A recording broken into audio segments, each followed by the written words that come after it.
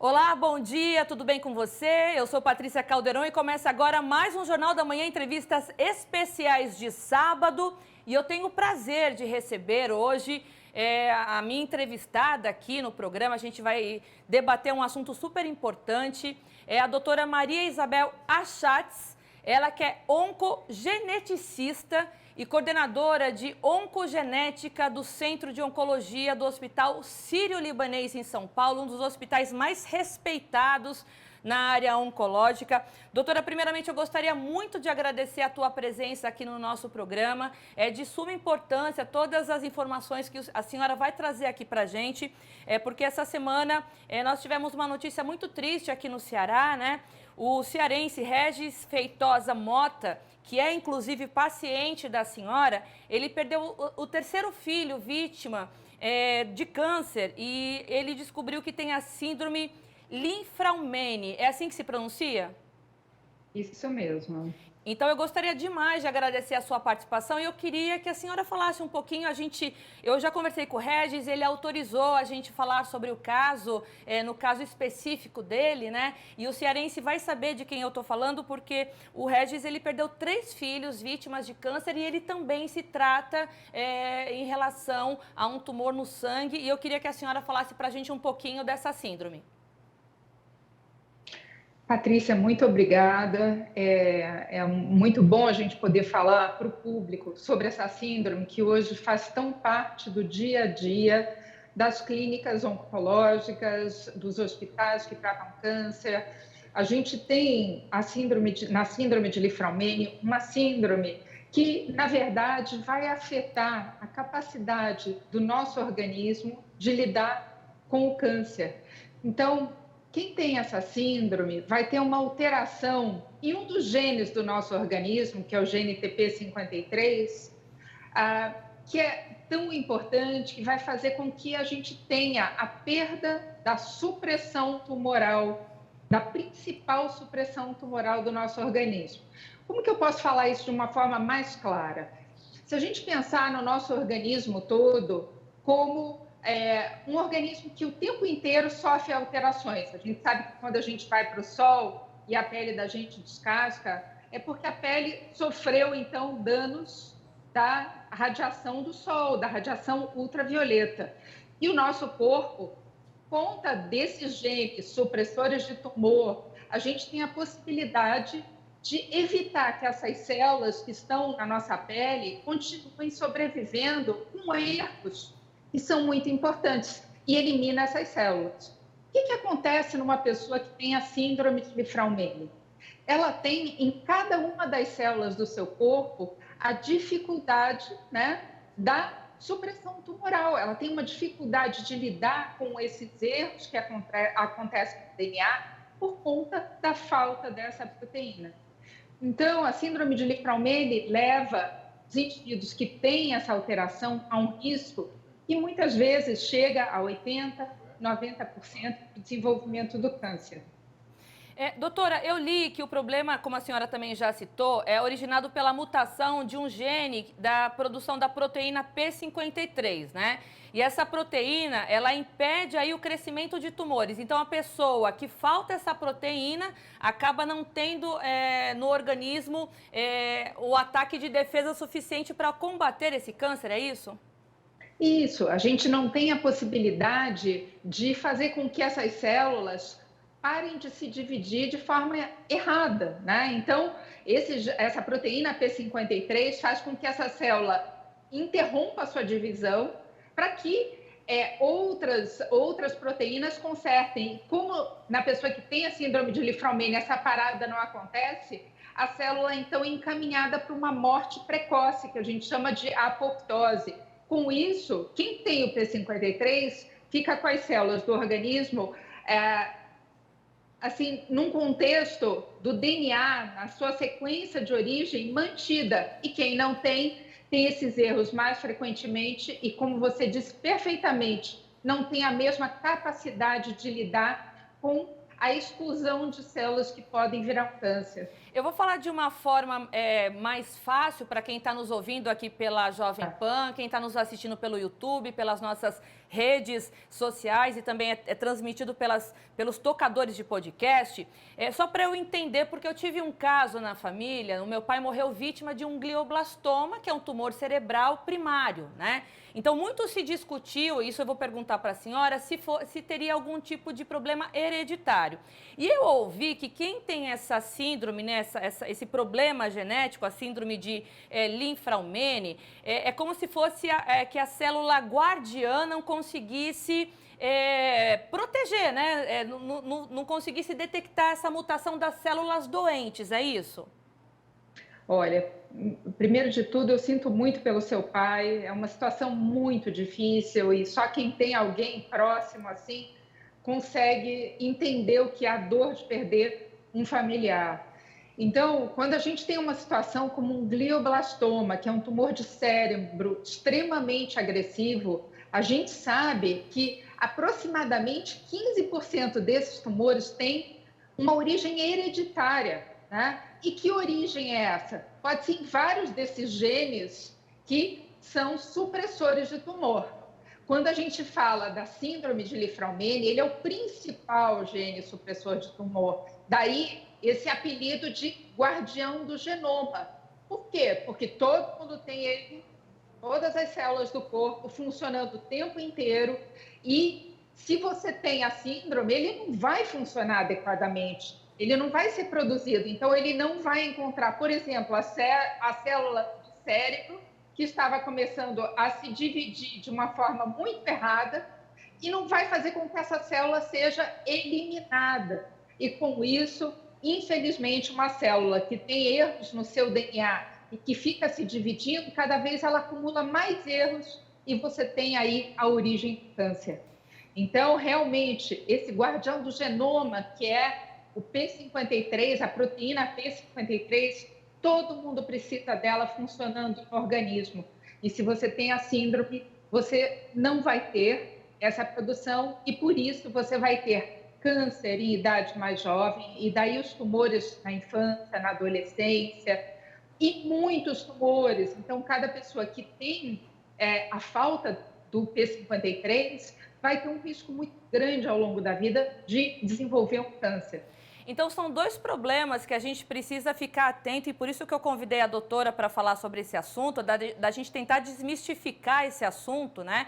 Porque, por exemplo, o meu pai faleceu há 2 anos e, como a senhora falou, e eu fui cuidadora dele, é uma doença terrível, o glioblastoma, mata a pessoa em 3 meses. Até hoje eu não consegui me recuperar, porque meu pai era uma pessoa sadia, esportista, então a gente realmente até hoje tenta entender como ele adquiriu esse tumor cerebral, né? Só que os tumores, eu estudei muito sobre o assunto, eu virei quase uma geneticista, viu, doutora?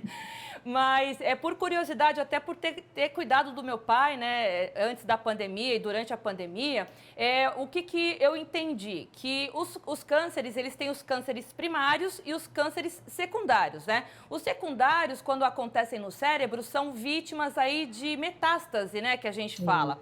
E no caso do glioblastoma, é um tumor primário cerebral que já vai direto no cérebro. A pergunta que eu faço para a senhora é o seguinte, em relação a essa preocupação com a hereditariedade, né, já que o glioblastoma é um câncer primário. Então, por exemplo, a gente não sabe, no caso, os pais do meu pai, os avós, não tiveram nenhum problema de câncer. Mas eu e os meus irmãos, seria necessário a gente fazer esse teste genético para entender se existe essa possibilidade dessa síndrome com a gente? Olha, a gente tem que entender que em quase todos os cânceres a gente tem essa possibilidade da hereditariedade. Alguns fatores que a gente só vai saber numa consulta de aconselhamento genético vão definir, então, se há essa necessidade ou não. Se não tem nenhum caso de câncer na família, naquela família enorme, né, os tios não tiveram, os pais não tiveram, os irmãos não tiveram, os filhos não tiveram câncer. Nesses casos, geralmente, a gente considera como um provável câncer isolado. Só que, se ele acontece numa idade muito jovem, isso já muda. E por que a gente vai querer encontrar se é hereditário ou não? Isso é fundamental, porque isso vai me possibilitar saber se existe mais alguém na população, né? Na verdade, mais alguém dentro da mesma família que tem risco. Então, vamos pegar um exemplo de uma pessoa que descobriu o Lifraumene. Ele, né, teve um tumor em idade jovem, fez o teste genético e descobriu que ele tem Lifraumene. Então, ele sabe lá no meio do DNA qual é o ponto que está alterado e vai poder olhar nos filhos, nos irmãos, nos pais, quem tem essa alteração.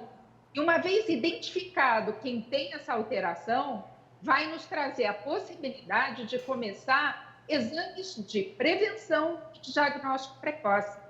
Porque o maior problema do câncer é quando a gente diagnostica tardiamente. Vamos voltar para o glioblastoma. Né? O glioblastoma, ele faz parte de uma classe que a gente chama de astrocitomas. Ele é um astrocitoma no 4. Então, antes disso, tem o grau 1, o grau 2, o grau 3. O astrocitoma grau 1 e grau 2, na maior parte das vezes, a gente encontra, se está no lugar do cérebro de fácil acesso, é possível retirar esse tumor e a pessoa vai ficar bem. O glioblastoma, uma das hipóteses é que ele passe por todos esses graus antes de realmente se transformar nesse tumor que dificilmente a gente vai ter um tratamento adequado. Então, a ideia da prevenção e do diagnóstico precoce qual é? Se a gente tem uma pessoa na família que tem a síndrome de Lifraumene e a gente descobre que a gente herdou essa alteração, o acompanhamento, para você ter uma ideia, começa no momento do diagnóstico, seja ele num recém-nascido, porque eu tenho crianças que eu acompanho que foram diagnosticadas com câncer no cérebro, mas de um tipo um pouco diferente do glioblastoma, com 3 meses de idade, com 5 meses de idade. Então, crianças que, na verdade, muitas vezes já dentro do útero da mãe tinham um tumor. E essas crianças, eu tenho o exemplo de um menino de 5 anos que está vivo até hoje, apesar de ter sido diagnosticado com 3 meses com um tumor de 6 centímetros no cérebro. Por quê? Porque ele foi diagnosticado rápido, a gente tratou de forma adequada, a gente conseguiu tirar num momento ainda que era possível fazer a cirurgia. Tá? Então, a ideia toda é a prevenção. Não, é importantíssimo isso que a doutora está trazendo sobre a prevenção, e eu tenho até uma dúvida, aliás, eu tenho várias dúvidas, eu gosto muito de falar sobre o tema, porque da mesma forma que eu precisei de informações na época, eu me sinto na obrigação de ser, como comunicadora, levar essa informação para o maior número de pessoas, né? Porque a prevenção em qualquer tipo de doença, não só no câncer, né? A prevenção em qualquer tipo de doença eu acho que é prioritário.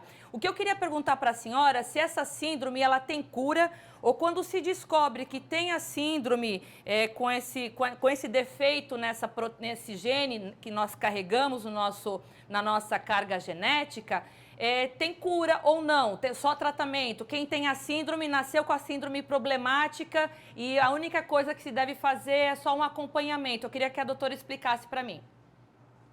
Ter uma síndrome genética não é uma sentença, muito pelo contrário. Ter essa falta da proteína P53 é apenas eu saber melhor como a pessoa tem que ser acompanhada. É a medicina que a gente chama de medicina de precisão. A gente sabe que aquela pessoa tem mais fragilidades.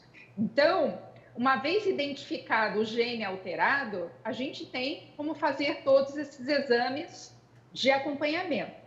Vou te dar uma ideia em relação a isso, que parece uma coisa tão longe da população geral, mas não é. A gente publicou um estudo recentemente numa revista muito importante, que é o Lancet Regional Oncology, que é específico para os países que estão em ascensão.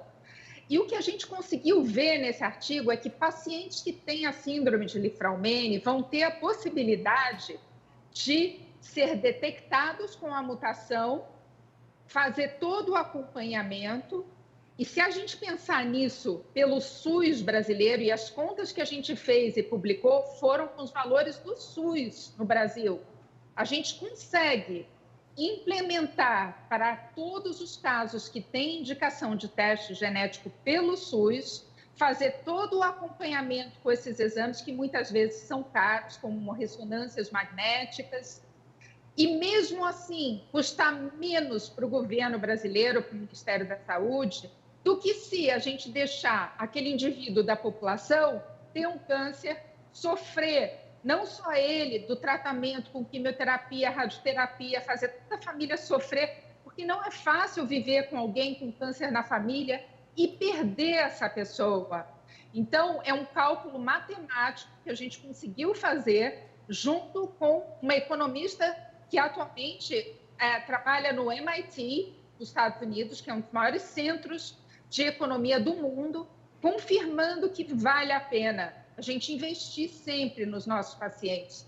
Então, não é só para o paciente do Hospital Sírio-Libanês de São Paulo, que é um hospital de alto nível aquisitivo, mas para toda a população brasileira. A gente tem como encontrar quem são os pacientes em risco, quem são as famílias que têm risco e oferecer um melhor acompanhamento para essas pessoas. Não, e eu imagino, porque eu vou dar um exemplo do meu pai, porque foi um caso que eu acompanhei durante 2 anos e ele foi tratado pelo SUS no ICESP, em São Paulo, né? No Centro de Câncer em São Paulo, e eu sei que ele teve acesso a medicamentos caríssimos pelo SUS. Então, pelo que eu estou entendendo da senhora, para se chegar numa situação onde o paciente vai ser tratado pelo SUS, onde ele vai ter acesso a essas medicações caras, seria bacana, então, que ele chegasse num processo de prevenção para nem precisar utilizar essa medicação. É isso, né? Perfeito, é exatamente essa ideia, né? E isso a gente fala do ponto de vista financeiro e do ponto de vista emocional, né? Se você tivesse com teu pai do teu lado agora, né? Isso muda toda a perspectiva de uma família e isso traz pessoas que são saudáveis, como seu pai era, traz pessoas que são capazes de produzir pelo nosso país e que vão ser tiradas de nós. Então, a gente fala do ponto de vista da saúde emocional e até da possibilidade de produção econômica do nosso país, né? Então, é uma coisa muito importante para a gente pensar. Detectar uma síndrome genética precocemente é fundamental, mas aí a gente precisa, então, que, primeiro, os médicos encaminhem e vocês, né, pessoas da população geral que tiveram pacientes, que tiveram familiares, irmãos, pais, filhos que tiveram câncer, que é considerado como raro ou atípico, por favor, procurem um geneticista, é fundamental. Doutora, eu falei com o Regis, que é paciente da doutora, e que infelizmente ele perdeu a 3ª filha que se tratava de um câncer, né? Nós falamos sobre o glioblastoma, mas quem tem essa síndrome, não necessariamente os filhos ou netos vão adquirir um tumor cerebral, pode ser qualquer tipo de câncer, né? Nesse defeito genético. É muito importante a tua pergunta, porque no Brasil a gente tem 2 versões dessa síndrome. A versão que é apenas ligada à população brasileira. Ela é uma mutação fundadora que acontece no sul e no sudeste do país e que faz parte, assim, de algo que eu trabalho há mais de 20 anos. Eu fiz meu trabalho de mestrado e de doutorado sobre isso, definindo justamente que na população do sul e do sudeste nós temos 0,3% da população. O que isso quer dizer? 1 em cada 300 indivíduos tem uma versão atenuada dessa síndrome. Ou seja, eles têm câncer, mas esses tumores são muito mais preveníveis do que quem tem a forma clássica da síndrome, que seria essa segunda forma, que é a mais prevalente no Ceará, por exemplo. É a mais prevalente no Nordeste, no Norte do país. E por que, doutora, essa predominância aqui? Porque o que acontece, essa mutação fundadora, ela vem se espalhando no sul e no sudeste desde o século XVIII. E, na verdade, ela foi iniciada por um tropeiro que foi parando a cada 30 quilômetros e foi deixando mercadorias, como os tropeiros faziam, e foi deixando também famílias ao longo desse caminho. E por essa variante dentro do gene TP53 ser uma das únicas variantes que a gente conhece que é menos causadora desse risco altíssimo, né, e que a gente consegue prevenir, acaba que isso fez com que essas famílias proliferassem e que tivessem filhos e que passassem de geração em geração.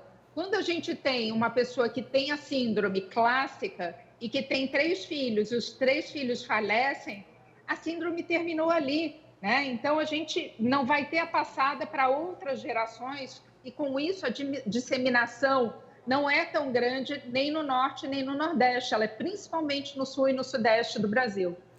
Doutora, a gente está finalizando, mas eu queria trazer ainda um pouquinho o caso do Regis Feitosa Mota, ele que é um cearense, um economista, super importante aqui no nosso estado, e ele também, mesmo depois de tudo que ele passou com a doença dele, de perder 3 filhos, uma pequenininha, depois veio o adolescente e agora a filha médica dele, eu não vou lembrar o nome de todos, até peço desculpas para o Regis, mas o interessante é saber que ele descobriu tardiamente em relação a essa síndrome, né? Então, a minha pergunta é a seguinte para a doutora, se de repente, eu não vou pegar o caso dele, mas a pessoa que fica sabendo, fez um teste genético e sabe que tem alguma mutação em relação a essa proteína, esse gene no organismo, é possível evitar que os filhos ou os netos também tenham essa perspectiva para ter um câncer?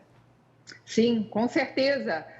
Quem tem a síndrome e já tem os seus filhos, a orientação primeira coisa, testar seus filhos, sejam eles crianças, sejam eles bebês ou mesmo adultos. Todo mundo vai se beneficiar de descobrir a síndrome antes de ter tido um primeiro câncer.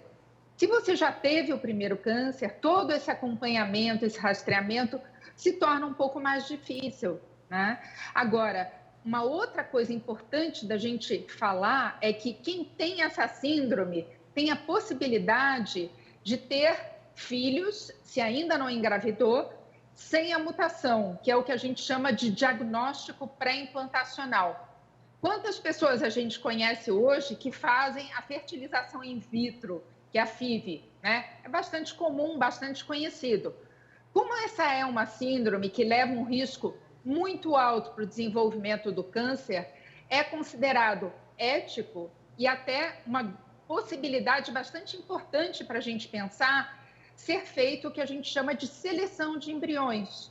Então, não é que os embriões vão ser jogados fora ou os embriões vão ser mortos, muito pelo contrário, mas uma mulher jovem que faz uma seleção de embriões, ela vai ter, por exemplo, 10 embriões produzidos, como qualquer mulher que faz fertilização in vitro, algo entre 3 e 10 embriões. A única coisa é que os embriões que a gente tiver certeza que não tem a síndrome são implantados primeiro de tudo. E com isso, as famílias não vão ter a passagem dessa síndrome para as gerações seguintes. Deu para entender? Não, deu para entender muito. E assim, eu gostaria muito de agradecer todos os seus esclarecimentos. É um assunto que eu acho que renderia mais um programa, então já fica aqui o convite no ar, porque é uma prestação de serviço que a gente faz. Hoje pela manhã, conversando, antes de entrar aqui no programa, conversando com o Regis, ele me deu essa autorização e eu agradeço no ar ao Regis. E os meus sentimentos, toda a minha força, a minha solidariedade, porque além de estar passando por todo esse drama que ele está passando, inclusive tratando da doença dele, né, tendo enterrado 3 filhos, ele ainda se disponibilizar a poder se expor, né, e falar na imprensa de toda a problemática para poder alertar. Eu imagino que com esse programa, doutora, no YouTube, que depois vai para o Brasil todo, a gente está orientando centenas de pessoas que estão ouvindo a gente aí, que vão tentar recorrer. E a última pergunta que eu queria fazer para a senhora é, a gente sabe que esses exames são caros, mas na rede pública é possível recorrer a esse exame? Por enquanto, não, mas a gente tem criado, através da Rede Brasileira de Câncer Hereditário, e vocês podem buscar na internet, REBRACH, CH no final. Nós temos tentado deixar todos os indivíduos que precisam ser avaliados, pelo menos com a orientação de por onde seguir. Os testes genéticos hoje, a gente consegue, por exemplo, por alguns hospitais públicos, por menos de R$1.000. é caro, é muito caro para o brasileiro, mas às vezes as famílias fazem uma vaquinha, eles fazem um levantamento de dinheiro nos vizinhos. Então, eu tenho situações de qualquer lugar do Brasil, de pessoas que vêm e que acabam conseguindo testar. Então, não desanimem. Se vocês têm um caso semelhante na família de vocês, procurem a Sociedade Brasileira de Genética Médica, procurem a Rede Brasileira de Câncer Hereditário, que são completamente sem intenção de fundo lucrativo e que vão ajudar vocês a encontrar esse caminho de diminuir o risco do câncer na família de vocês.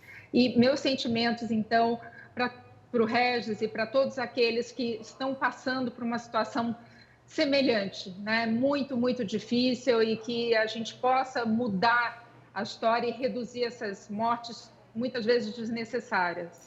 Doutora, muitíssimo obrigada. Um bom dia para a doutora. E com certeza eu vou querer falar uma outra oportunidade com a senhora, porque tem ainda várias dúvidas. Não vai dar tempo de eu fazer as perguntas aqui dos meus internautas, dos meus telespectadores e ouvintes, mas eu vou guardar todas essas perguntas para poder fazer num próximo programa, porque hoje eu precisava realmente fazer esse abre, né? Esse start aí para bater o papo sobre esse assunto. Muitíssimo obrigada, doutora. Um bom dia para você. Um ótimo dia. Muito obrigada. Até. Até. Bom, a gente vai para um rápido intervalo e no próximo bloco, aproveitando que nós estamos em dezembro, a gente vai falar sobre tratamentos e todo o combate aí da AIDS. A gente já traz esse assunto aqui para nossa roda de conversa. Não sai daí, até já.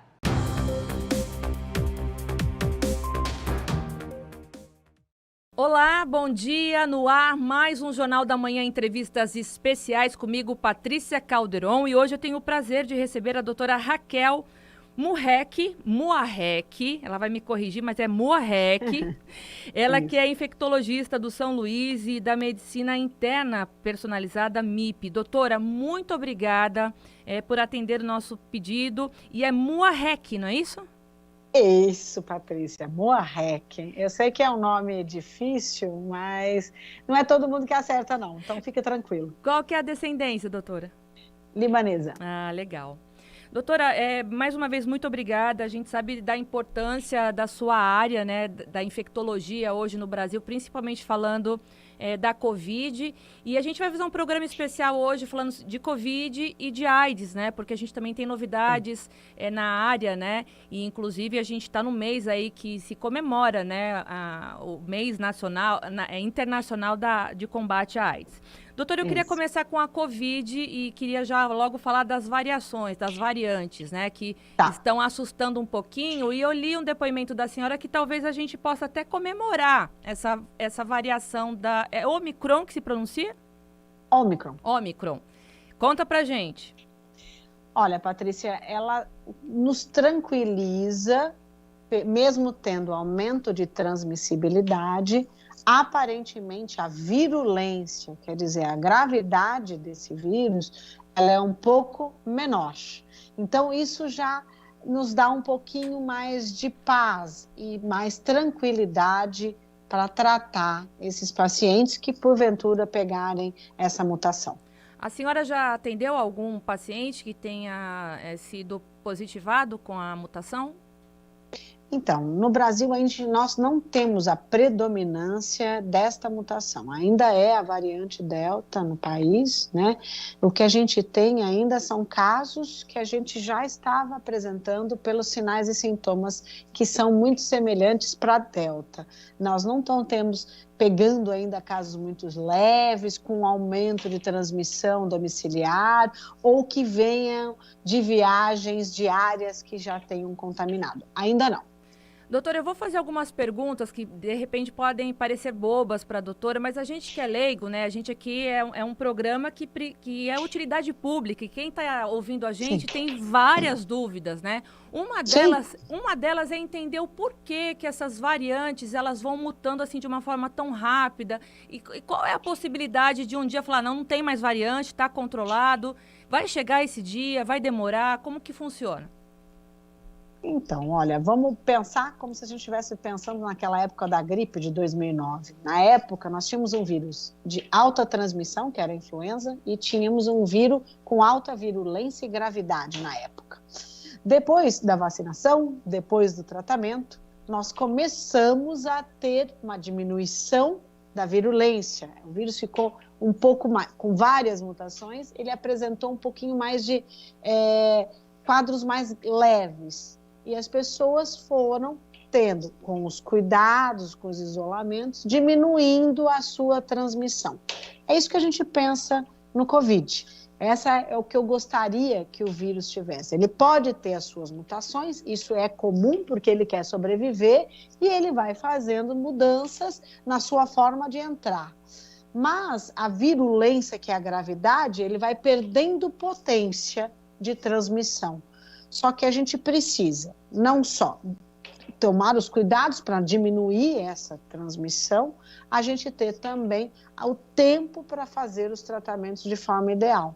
Então, é isso. Então, nós temos uma história de vírus, né? Na vida inteira nós tivemos quadro de vírus e pandemias relacionadas a eles, e nós estamos tendo uma agora que esta variante mostrou uma baixa virulência, aparentemente. E isso é bom. O problema é que o aumento da transmissão que ela induz, mesmo com Delta sendo predominante, ela pode induzir mutações no seu próprio quadro. Então, o motivo de cuidado é esse. Doutora, o paciente que já tenha adquirido a Delta e por azar aí, enfim, não tenha se vacinado e de repente adquire essa nova variação, essa nova variante, pode ser perigoso? Então, o que mostrou, por ter muita mutação, ela tem uma variação da sua... As pessoas podem voltar a ter as reinfecções. Por quê? Ela é muito diferente do que a primeira que veio de Wuhan lá em 2020. Ela é diferente da Alfa, da Beta, da Delta, apresentando a nova agora. Porque, para você ter uma ideia, a Delta, ela chega a ter no máximo 15 mutações. Ela só na proteína spike, ela tem mais de 30. E no total, ela tem mais de 50 mutações. Vamos dizer, ela é quase um novo vírus, com várias adaptações novas. E poderiam surgir outras variações a partir da Ômicron? Então, você já fez uma pergunta, nós já temos 2 categorias de Omicron, ela fala de BA1 e BA2. Isso quer dizer, elas já estão até começando a burlar o diagnóstico por exames de PCR. Ela já está tendo, aparentemente, uma mudança e só podemos dar o diagnóstico dessas Omicron por análise genômica. Então, ela voltou a ter diferenciais até no resultado de exames de laboratório. Agora, doutora, eu imagino que essa doença é uma novidade ainda inclusive para a classe médica, né? Então, acho que dia a dia vocês estão descobrindo, né? Vocês que são cientistas, são médicos, infectologistas, como que essa doença, o que ela faz dentro do organismo, né? A pergunta que eu quero fazer para a doutora é a seguinte, nós sabemos que muitas pessoas ainda não se vacinaram, né? Ou se vacinaram, tomaram a primeira dose e não tomaram a segunda. Eu queria que a doutora explicasse qual é o risco que essas pessoas que só tomaram uma dose, não tomaram a segunda, ou não tomaram nenhuma dose, de repente se infectar com essa nova variação. Então, o não tomar vacina, ela não protege a ela e não protege o próximo, porque a hora que ela transmite, ela pode transmitir um vírus, às vezes, um pouco mais resistente, por mutações que ele vai apresentando a cada 10 a 15 dias. Alguém virgem de vacina, entrando em contato com alta carga viral por aumento de transmissão ainda, tem uma virulência induzida pela gravidade por falta de vacina. Então, aquele paciente apresenta um quadro muito mais grave, por baixa resposta, vamos dizer, de imunidade contra, ou está preparado para ir contra esse vírus. Então, é grave para ele. E quando o vírus, já com alta mutação, numa pessoa sem defesa nenhuma, ele vai ter a sua mutação legal que ele vai induzir e vai ser transmitido, às vezes, um vírus um pouco mais resistente. Então, é muito mais grave num paciente não vacinado, até num vacinado que não terminou seu esquema de vacinas. E a senhora acredita que essa terceira dose, né, que já está sendo disponibilizada, inclusive para os idosos, já está vindo a faixa etária de idade, né? Ela vai reforçar as 2 primeiras doses que o paciente tomou para ficar totalmente imunizado da Covid? Então, todo ser humano, ele tem uma variação da sua resposta imunológica. O jovem responde mais, o idoso responde menos pelos status imunológicos, pela aquela resposta imune que ele tem própria da vacina ou própria do geral dele. Para que a terceira dose? O que os trabalhos estão mostrando? Que você, tomando a terceira dose, você melhora essa resposta imunológica e ela fica mais sustentada, até contra as variantes. Isso é uma boa coisa, que já está mostrando agora no último trabalho que eles fizeram, com 16 mil pessoas tomando a terceira dose e tendo uma resposta sustentada melhor, independente da faixa etária. Quer dizer, todos tomando, protege mais ou perde mais a quantidade de vírus para transmitir para as pessoas mais suscetíveis. A gente sabe que a Covid, principalmente no início da pandemia, trouxe muitos problemas, assim, de diagnósticos, até problemas cerebrais, né? A gente sabe que o vírus, ele afetou várias partes do corpo aí no pós-tratamento, né? Já tem alguma pesquisa em relação a isso, doutora? Eu sei que a senhora não é neurologista, mas ele trabalha de forma multidisciplinar para poder entender como esse vírus funciona dentro do organismo, principalmente as pessoas que passam pelo tratamento. O que tem de novo já falado? Não, olha, é um vírus multissistêmico, como você falou, ele atinge não só o sistema nervoso central, como o coração, não só como o pulmão, como o intestino, como o músculo e os vasos como um todo.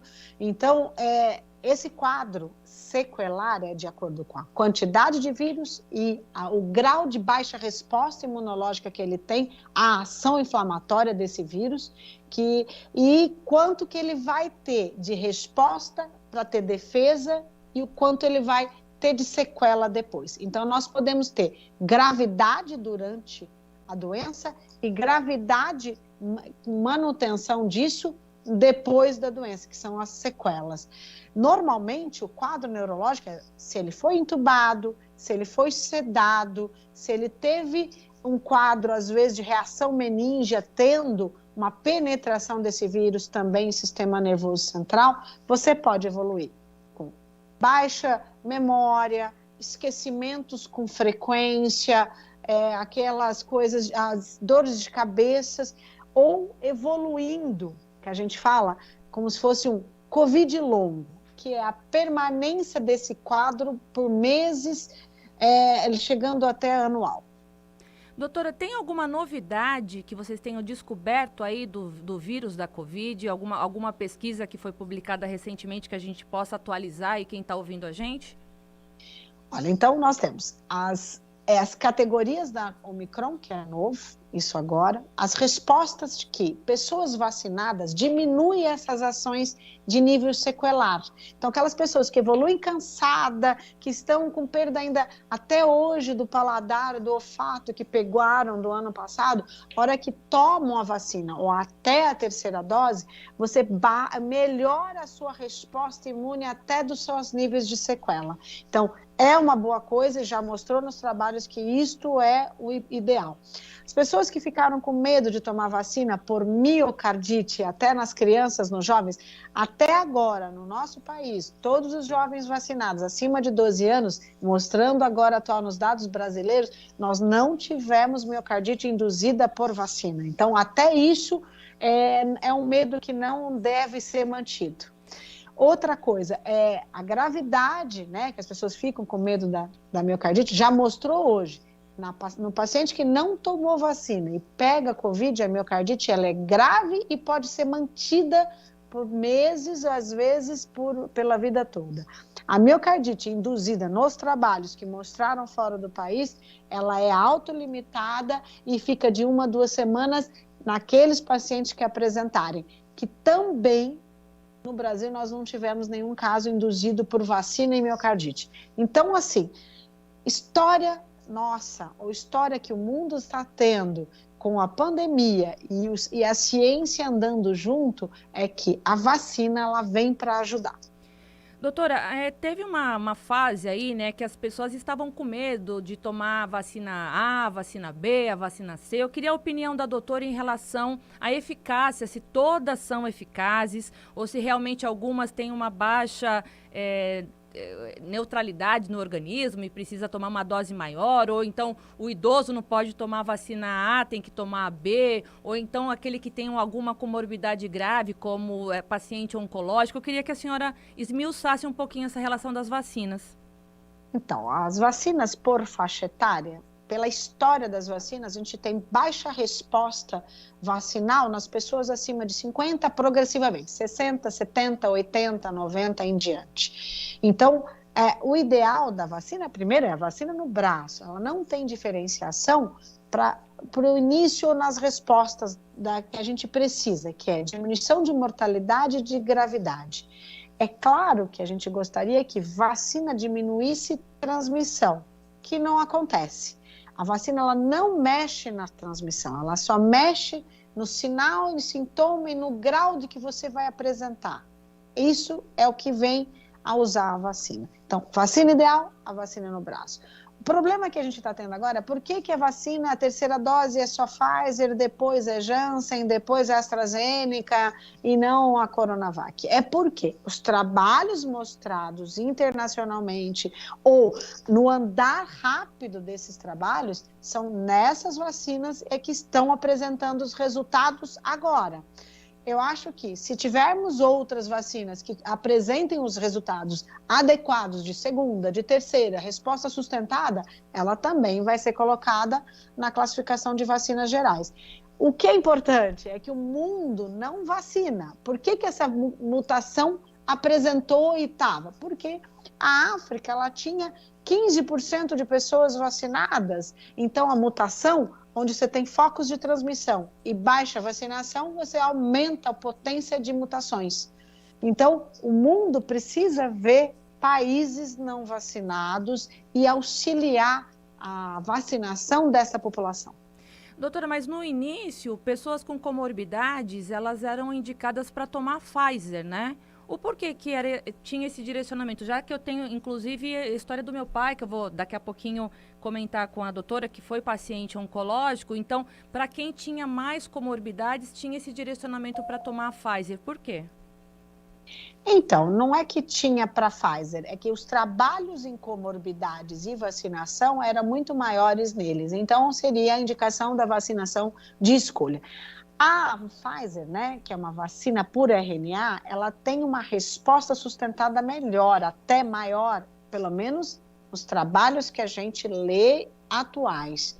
Então, ela tem trabalho rápido, ela vai avaliando precocemente todos os níveis de resposta e uma publicação de vacinas melhores. Então, isto é o que nos ajuda a ter embasamento para melhorar a programação de vacinação no Programa Nacional de Imunização do nosso país.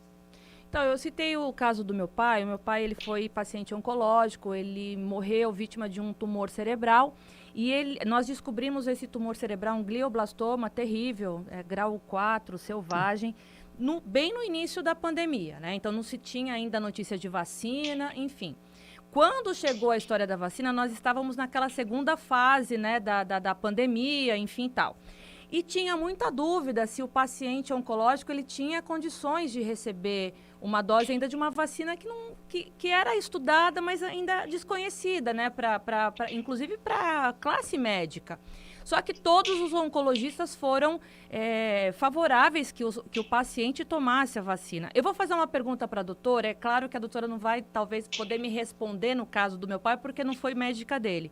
Mas na semana que ele tomou a vacina em São Paulo, a primeira dose, ele passou muito mal. E uma semana depois ele morreu. Evidente que a gente, quando tem um paciente nesse caso, a gente fica fazendo correlações, né? Ah, será que foi a vacina da Covid? Ah, será que foi a quimioterapia? Ah, será que ele estava com muita baixa resistência, tomou a vacina, piorou? Isso talvez a gente nunca vá descobrir o que aconteceu, né? Mas o fato é que os oncologistas eram a favor, realmente, os médicos dele tomar a vacina da Covid, mas bem naquela semana ele teve uma piora, porque ele estava bem.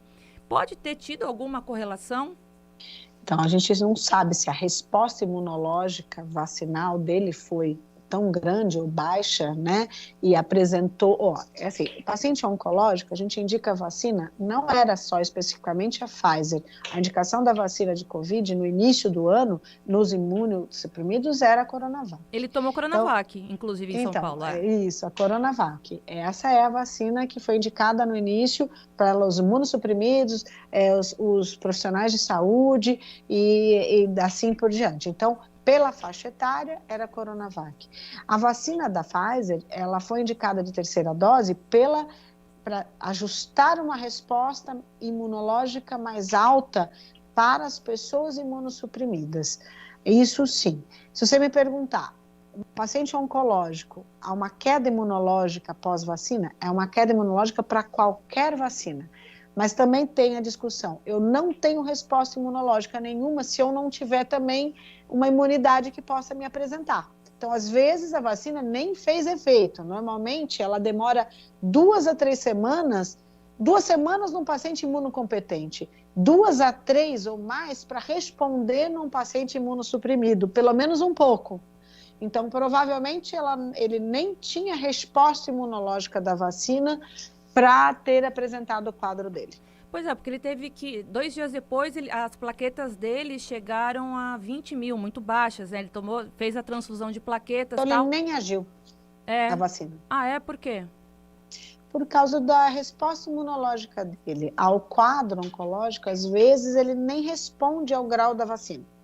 Por isso que a gente fala que a vacina precisa muito do indivíduo, muito da resposta imune dele, o quanto ele é capaz de soro converter resposta imunológica ao que ele está sendo induzido a fazer. Às vezes a imunidade dele estava só voltada pelos status oncológicos e nem fez resposta vacinal.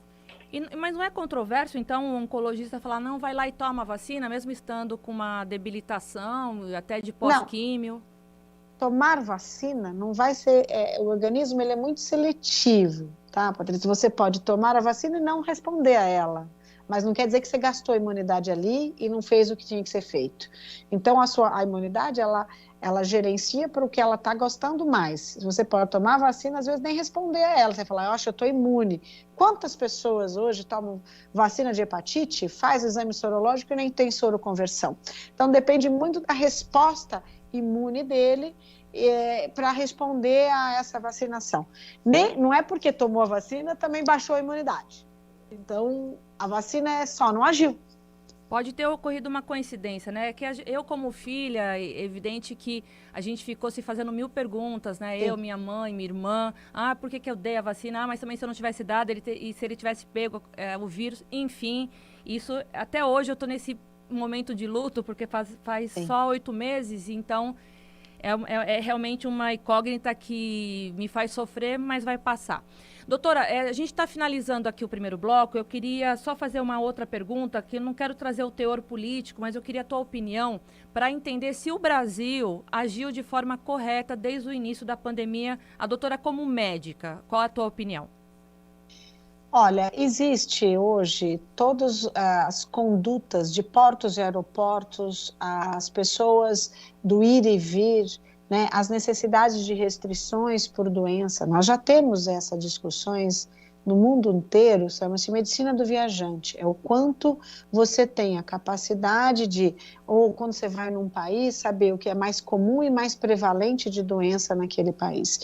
É claro que todos os momentos, não vou discutir aqui pautadamente primeira onda, segunda onda, ou as respostas de ministros ou não, ou de secretarias, ou estados, ou municípios. O que a gente tem é que as condutas pela Organização Mundial de Saúde, com portos e aeroportos, também são claras. Você restringir ou você ter controle vacinal para as pessoas que vêm ao seu país, você oferecer ou fazer o exame, oferecer ou fazer as restrições de ficar em isolamento por períodos até o resultado do exame sair, eu acho que são condutas que o Brasil, frente ao mundo, tem e é necessário ter. O problema é a fiscalização de viajantes, que isso, às vezes, ela é inviável num país que nunca fez essa restrição para as pessoas externas. Então, eu acho que nós precisamos também aprimorar os nossos controles, o nosso porto e aeroporto, e fazer essas medidas de uma forma mais homogênea, igual ao resto do mundo. Para você entrar nos Estados Unidos, você tem que fazer o exame, você tem que ficar restrito a 14 dias, isso vai para qualquer país que você for, né? Eles perguntam da vacina. Para nós, a gente precisa também igualar o que o mundo faz. A senhora é a favor do passaporte vacinal? Eu sou a favor do passaporte porque a gente sabe que as pessoas não vacinadas, elas são de maior transmissão. E as pessoas não vacinadas são portadoras ou transmitem um vírus, às vezes, com maior resistência e maior gravidade. Então, sim, ideal, quando você porta ou necessita de um passaporte de vacina, você ajuda a população que está lá. Para finalizar o bloco, doutor, eu queria fazer uma pergunta um pouquinho complicada, mas eu vou precisar fazer. No auge da pandemia, a doutora, como infectologista, tratou de que forma o teu paciente? Porque a doença era uma doença ainda desconhecida. A senhora foi a favor no início do kit Covid? Nunca foi? Receitou? Como é que foi esse tratamento com o teu paciente? Olha, isso aí é aberto em toda a rede desde o início. Eu cheguei a atender de 30 por dia, 70, 100 pacientes dia de Covid. Eu tenho, no início da pandemia, em março, a gente usou a hidroxicloroquina, não posso falar que não, mas tudo pautado em trabalho, validado pelo paciente e validado a terapêutica para a gente avaliar.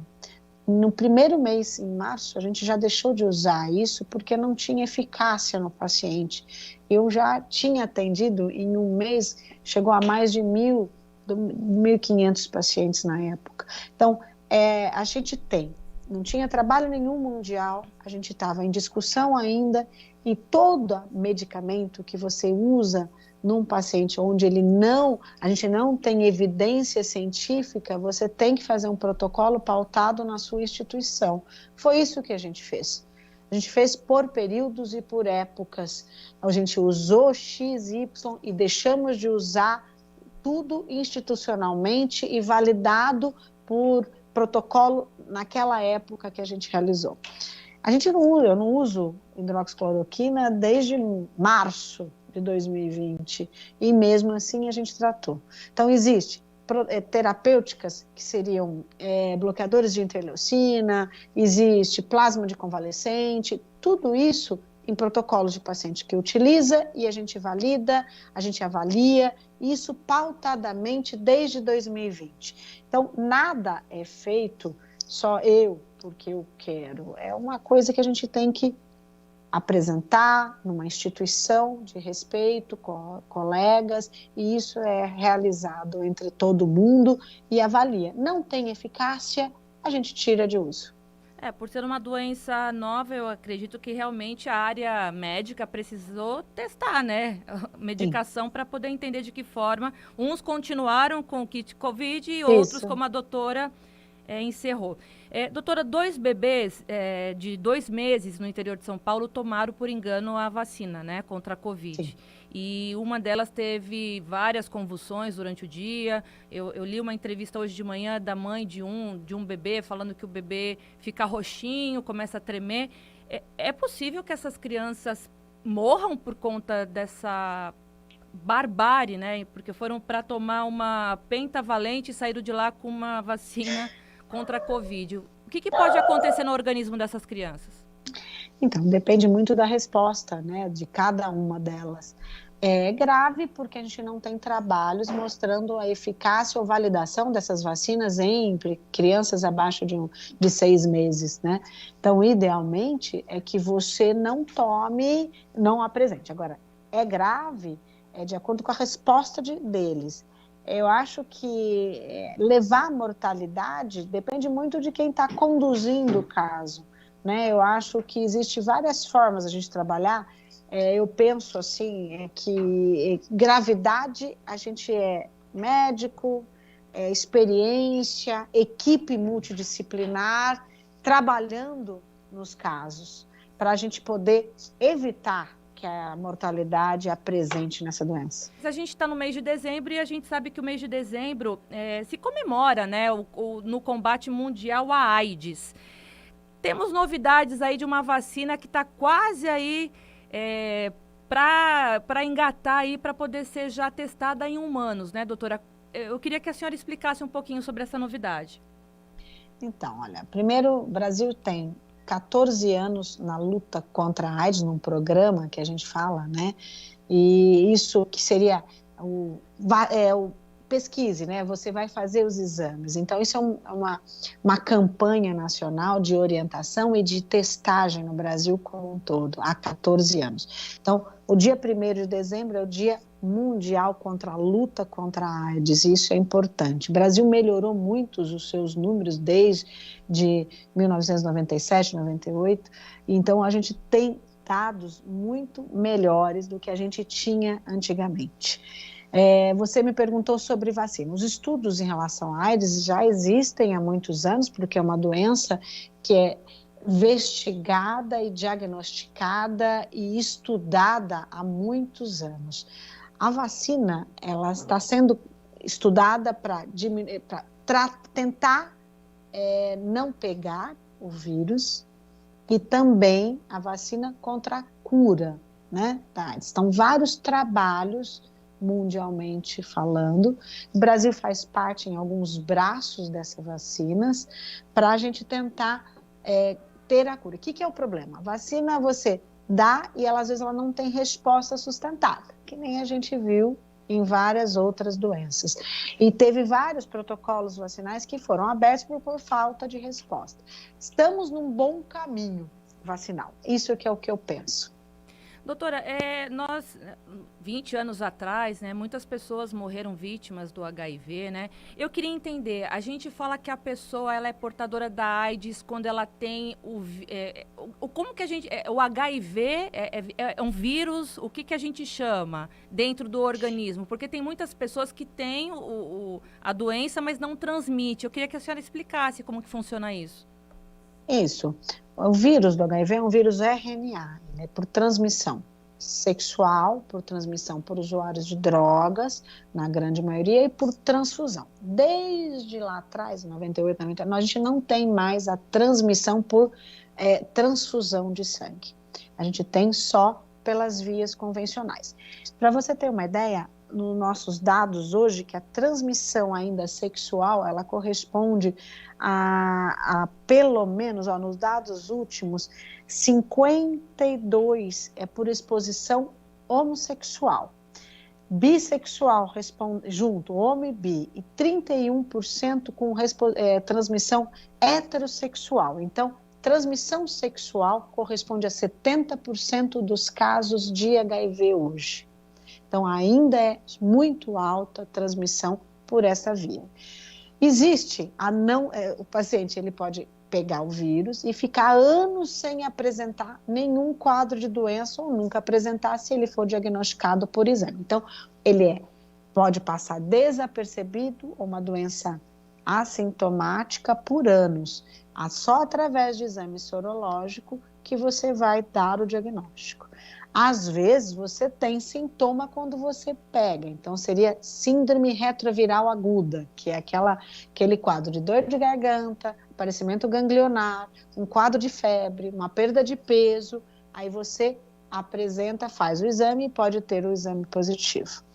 Existe o tratamento de quem tem várias formas. Então, vamos lá. Tratamento preventivo, quando você tem risco e você quer fazer o PrEP, que seria o programa de uso de medicamento profilático para que você não pegue o HIV. O governo também banca isso em protocolos e ele é feito o segmento desses pacientes a cada 3 meses com exame.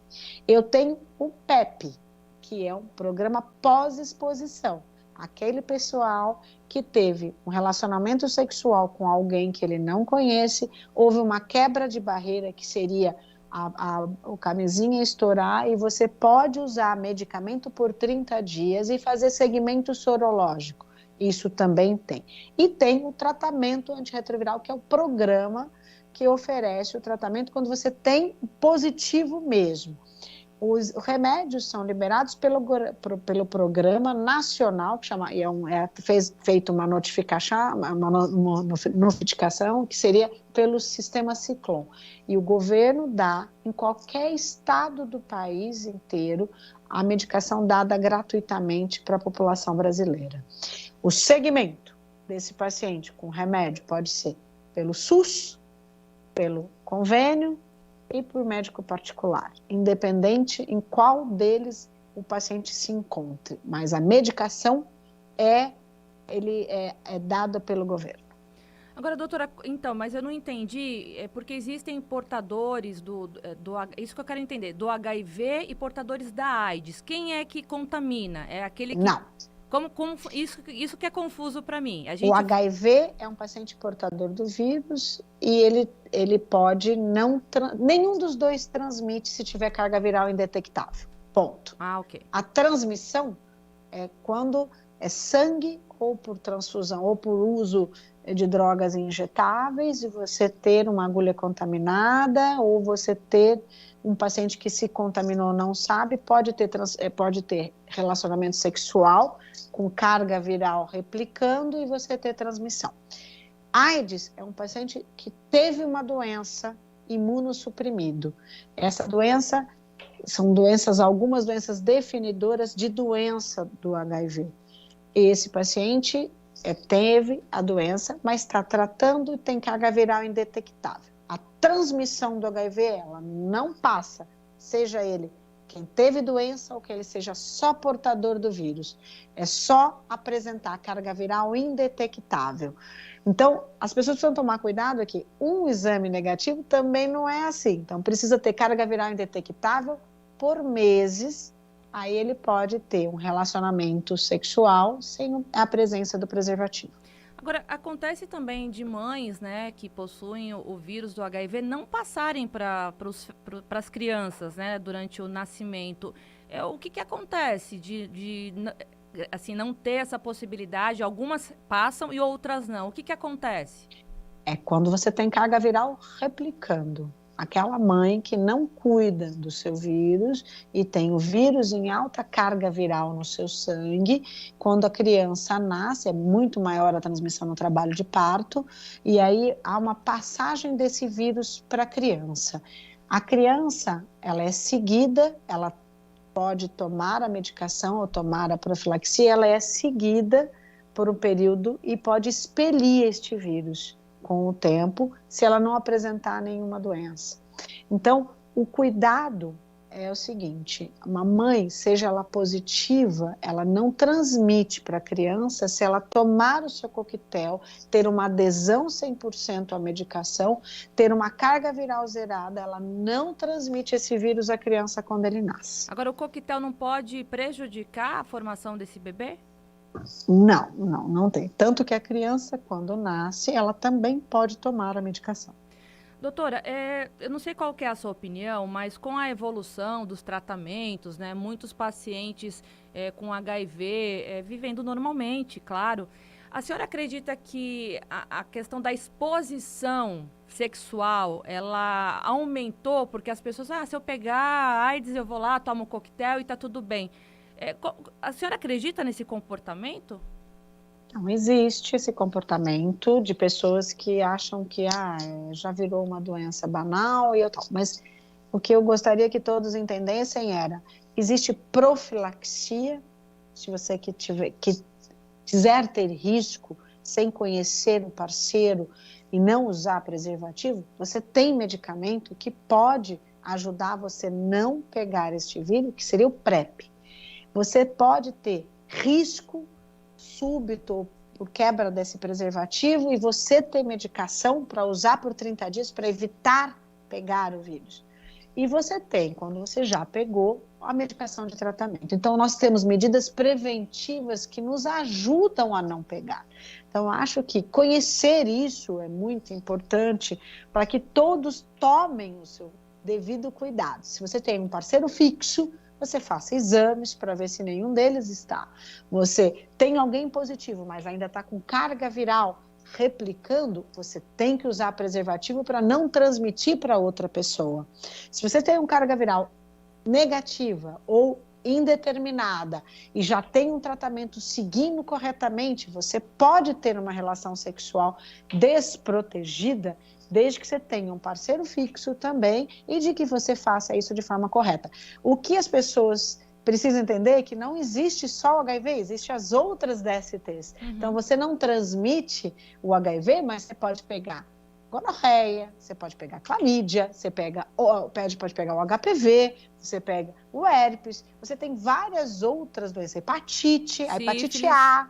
Então, existe várias outras DSTs que se pegam por ausência de preservativa em relacionamento que a gente fala que a gente não conhece o parceiro que está fazendo.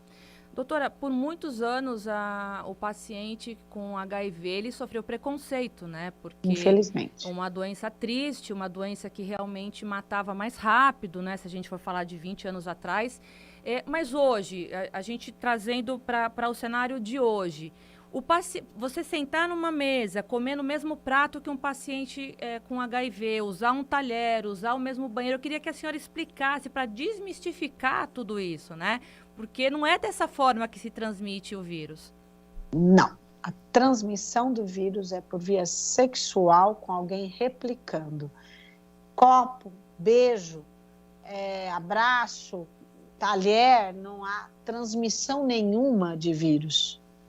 Então, isso é muito importante para a gente desmistificar que o HIV se pega por abraço, por chegar perto, por dormir do lado. Não, isso não há uma transmissão dessa forma.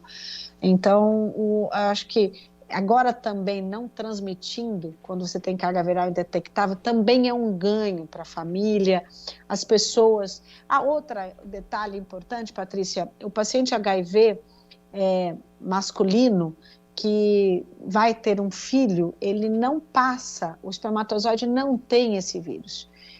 Se ele tem carga viral indetectado, ele pode ter relação sexual desprotegida com a sua esposa e ter filhos e não ter filhos positivos. Antigamente a gente falava que a gente precisava ter, não tinha segurança que o líquido semiótico que envolve ou fica perto do espermatozoide ainda tinha o risco da transmissão. Hoje, nós sabemos que não. Então, paciente tratando carga viral indetectável é vida que segue igual um paciente com pressão alta, com diabetes, com qualquer doença crônica nesse país. Mas indetectável, né? Porque se for diferente disso, o homem passa para a mulher, né? Indetectável. Então, vamos falar aqui, eu vou mostrar só uns dados, que não é que não passa, que não é que a gente não tem diagnóstico. Isso. De 2007 até junho de 2021, foram notificados 3.800 casos novos de infecção pelo HIV. No ano de 2020, foram notificados 32 mil casos novos de HIV. Então, não houve diminuição. Houve uma diminuição por uma parte, mas as pessoas continuam não se cuidando e ainda temos muito caso novo. Diminuiu, mas temos ainda. Em relação ao sexo, 70% é em sexo masculino, desses casos, desses 32, e 30% em mulheres. O usuário de droga corresponde a 1 a 2%, quer dizer, o usuário de drogas nós tivemos menos números de caso, mas tem ainda, tá? A relação ainda é 28 homens para cada 10 mulheres. Ainda temos muito caso ainda que a gente precisa. Se você tem risco, vá se testar. Esse é o campanha nacional nessa luta, teste-se, vá fazer o exame. O posto de saúde tem um exame de graça para toda a população, além de ter preservativo de graça em todos os postos para isso. Mas tem que lembrar também, né, doutora, que tem aquela janela imunológica, né? Então, se você se transmitir, se você acha que foi infectado hoje, o vírus não quer dizer que ele já está incorporado amanhã no organismo. Eu queria que a senhora explicasse essa janela imunológica, para ficar claro. Olha, como toda infecção viral, ela tem essa janela que você falou. Então, para cada doença, a dengue é 3, 4 dias, citomegalovírus, que é uma infecção viral, é 2, 3 semanas, chikungunya também 7 a 10 dias, e assim vai. Cada doença viral. Covid chegou a um período de transmissão de 14 dias, como a gente já teve visto agora. E o HIV, se você entrou em contato com ele hoje, você vai ter exames negativos, podendo ter negativo em 6 semanas, 3 meses, e pode ficar positivo nesta relação de hoje em até 6 meses. É claro que pela curva de Gauss, você tem menos chance de ter o exame positivo em 6 meses e ter mais chance de ter ele positivo em 6 semanas. Mas ainda existe um risco. Então, quem vai ter relação com pessoas desconhecidas ou quebra de barreira, existe o remédio que você pode tomar depois disso. Se você não se protegeu e você vai precisar fazer exames para este relacionamento sexual, em 6 semanas, em 3 meses, até em 6 meses. Doutora, e a saliva, hein? A saliva foi como que eu posso dizer? Por muito tempo, foi dito que a saliva também transmitia, né? Então, um tempo, agora atrás, a gente falou que a saliva não tem esse grau de transmissão, né? Durante o beijo. Mas é possível? Tem casos de pessoas que pegaram HIV pela saliva? Então, existe um único trabalho há muito tempo atrás, vamos dizer, na época inicial do HIV, que houve uma discussão de transmissão de um paciente por saliva, mas é porque ele estava em tratamento dentário e tinha manipulações dentárias com presença de sangue recorrente e, com certeza, provavelmente, hoje a gente já sabe que ele estava com carga viral replicando, apresentando essa transmissão maior, provavelmente por manipulação dentária. Então, o que a gente fala que é aquela abertura, né? As fissuras que tem na mucosa da boca, né? Por isso que também é importante a ida no dentista ser feita com segurança, né? Além dessa vacina, doutor, e dos coquetéis, existe algum estudo para que vocês, infectologistas, possam comemorar daqui quantos anos, talvez, a cura da AIDS? Eu queria terminar esse programa lá em cima, com alto astral, para poder trazer uma esperança de uma doença que realmente matou muita gente, uma doença triste e uma doença que os próprios pacientes até hoje sofrem preconceito, né? Olha, eu acho que eu não trabalho com essa doença há mais de 20 anos, mais de 25, para que ela não tenha cura, né? Eu prezo pela ciência e nós já desenvolvemos sobrevida boa, a gente já desenvolveu uma resposta sustentada de vários entendimentos desta doença, mostrando que nós vamos ter uma luz no fim do túnel, sim, tendo a cura dessa doença o mais rápido possível. Eu acho que tem os últimos trabalhos novos de HIV com as vacinas, com as medicações e com as discussões, eu acho que a gente está próximo. Até o Covid nos ajudou a desenvolver respostas muito grandes nos trabalhos que a gente estava do HIV em relação à vacina. Isso é uma boa coisa. Porque a vacina da Covid, ela foi desenvolvida o quê? Em 6, 7 meses, né? Isso. Então, do HIV, a gente já está esperando há 20 anos, né, doutora? Isso. Contra o câncer, a gente está esperando já há um século, porque esse câncer que meu pai foi vítima, há um século, há 100 anos, não se tem nenhuma novidade de tratamento. Inclusive, eu entrevistei o doutor Fernando Maluf semana passada, e que hoje em dia também a tecnologia, a ciência tem trabalhado também para poder trazer novidades para câncer de bexiga, né? Tem a imunoterapia, que já está sendo trabalhada também. Essa vacina da AIDS, ela vai ser testada em humanos? Já foi, está aqui no Brasil.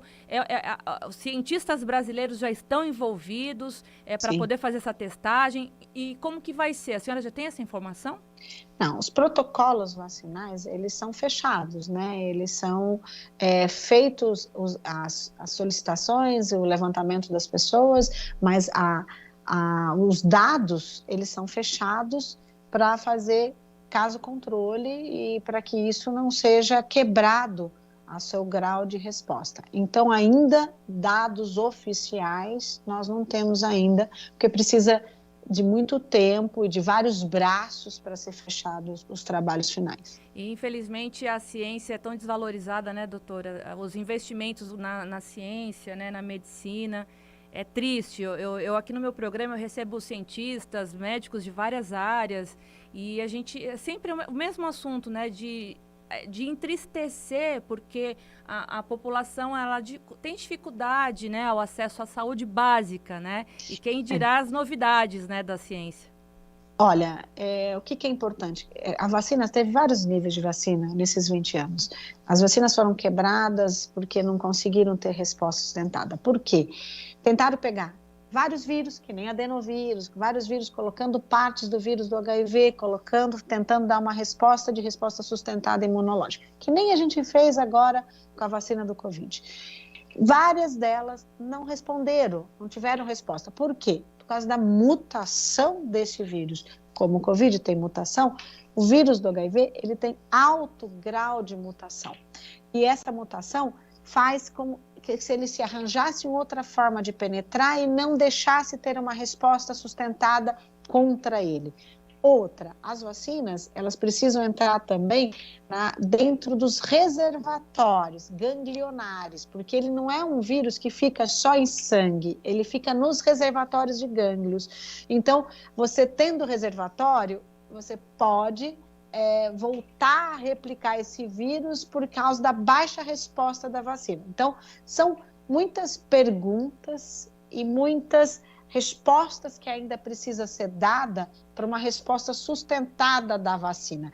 Ela atingir reservatórios, ela atingir imunidade com soro resposta e tentar, toda vez que um vírus saia, tentar matá-lo naturalmente ali dentro sem ter problemas imunológicos da pessoa. Então, temos ainda um caminho grande, mas eu acho que andamos muito em relação ao HIV, na sua forma, nas respostas no dado do Brasil, que a gente melhorou muito. Ainda, eu acho que é importante mostrar que a única faixa etária que houve aumento é dos 20 aos 29 anos, que são as pessoas que têm menos proteção. Isso que você falou, que eles não acreditam muito, já que existe tratamento, eles também não usam muito preservativo. Então, houve um aumento na faixa etária dos 20 aos 29 anos, nos dados atuais do HIV. Então, acho que isso é a única necessidade que a gente precisa, é que as pessoas se protejam, se conheçam o seu parceiro, se testem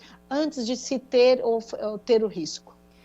Doutora, muito obrigada pela sua participação. Eu acompanho a doutora nas redes sociais, o seu trabalho super respeitado em São Paulo, no Brasil todo.